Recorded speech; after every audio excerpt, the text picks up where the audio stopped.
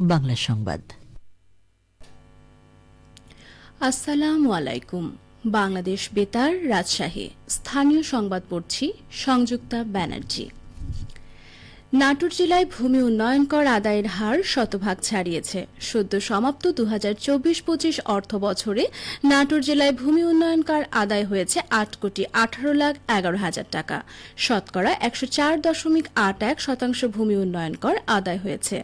জেলা প্রশাসকের রাজস্ব শাখা সূত্রে জানা যায়, 2024-25 অর্থ বছরে সিংড়া উপজেলায় সর্বোচ্চ 1,92,05,000 টাকা ভূমি উন্নয়ন কর আদায় হয়েছে। বড়াইগ্রাম উপজেলায় 1,45,20,000 টাকা, নাটোর সদরে 1,27,80,000 টাকা, লালপুরে 1,21,97,000 টাকা, গুরুদাসপুরে 1,04,18,000 টাকা, নলডাঙ্গায় 67,07,000 টাকা এবং বাগাতিপাড়া উপজেলায় 59,81,000 টাকা ভূমি উন্নয়ন কর আদায় হয়েছে। নাটোর সদর উপজেলার লক্ষ্মীপুর খোলাবাড়িয়া ইউনিয়ন ভূমি অফিসের ভূমি সহকারী কর্মকর্তা মোহাম্মদ মতিউর রহমান বলেন, ভূমি উন্নয়ন কর আদায়ে এখন জনদুর্ভোগ নেই। ডিসিআর দাখিলা প্রাপ্তির ক্ষেত্রে অপ্রতুলতা নেই। যে কোনো ব্যক্তি খুব সহজেই ভূমি কর অনলাইনে দিতে পারছেন। তবে সার্ভারের গতি আসলে নাগরিক সেবার মান আরও উন্নয়ন হবে। নাটোর জেলা প্রশাসক আসমা শাহিন বলেন, সরকারের কার্যকর পদক্ষেপ গ্রহণের ফলে ভূমি উন্নয়ন কর আদায়ে গতিশীলতা এসেছে। এ ব্যাপারে দাপ্তরিক দলগত প্রচেষ্টা চলমান রয়েছে। ভূমি সেবার অন্যান্য কার্যক্রমেও স্বচ্ছতা এবং গতিশীলতা নিয়ে আসা হয়েছে। বগুড়ার ধুনট উপজেলায় সরকারি টেকনিক্যাল স্কুল ও কলেজ স্থাপনের লক্ষ্যে ভূমি অধিগ্রহণ প্রক্রিয়া শুরু হয়েছে। এই উপলক্ষে ধুনট মৌজার প্রস্তাবিত ভূমি সরেজমিনে পরিদর্শন করেন প্রকল্প পরিচালক ও যুগ্ম সচিব জনাব মোহাম্মদ সাখাওয়াত হোসেন।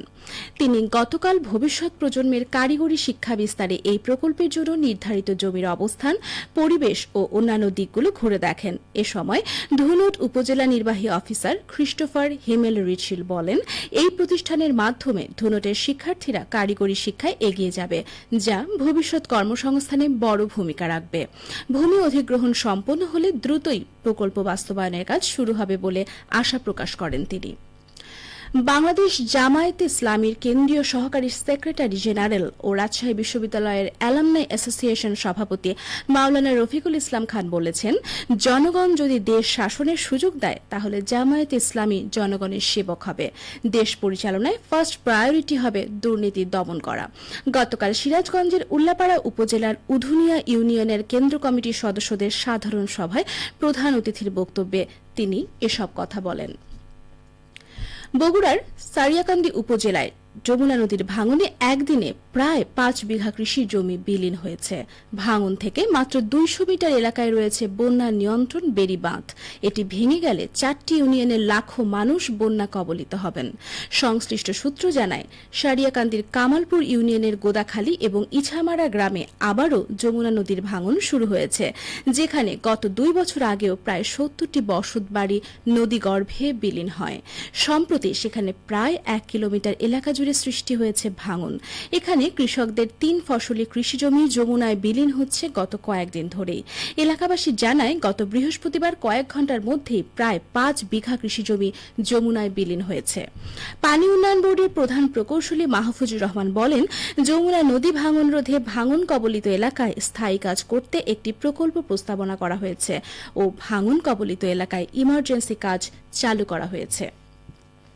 সিরাজগঞ্জে শুরু হয়েছে আউশ ধান কাটার মহোৎসব। উপসি ও হাইব্রিড সহ স্থানীয় জাতের ধান আবাদ করায় মিলছে বাম্পার ফলন। জেলা কৃষি সম্প্রসারণ অধিদপ্তরের তথ্য মতে চলতি আউশ মৌসুমে সিরাজগঞ্জের বিভিন্ন উপজেলায় 6,710 হেক্টর জমিতে আউশ ধানের আবাদ করা হয়েছে। এখন চলছে ধান কর্তন। ইতোমধ্যেই প্রায় 1,627 হেক্টর জমির ধান কাটা সম্পন্ন হয়েছে।